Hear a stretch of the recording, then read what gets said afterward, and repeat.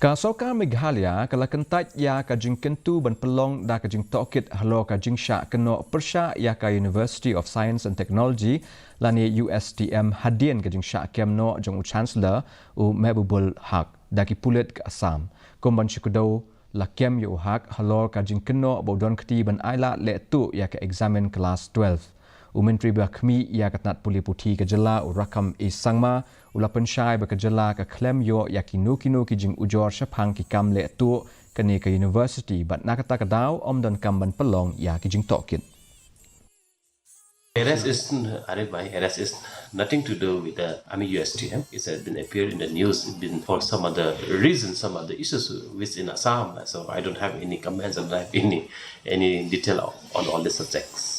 Since we are yet to receive any complaint from anybody officially in written, have it been so? Could have been a different story as of now. Since there is no any official communication from anybody, so that question doesn't arise as of now. I don't have any comments in all this, but that is I don't know what's the subject grammar. What's the grammar on this? So I also don't know. Right?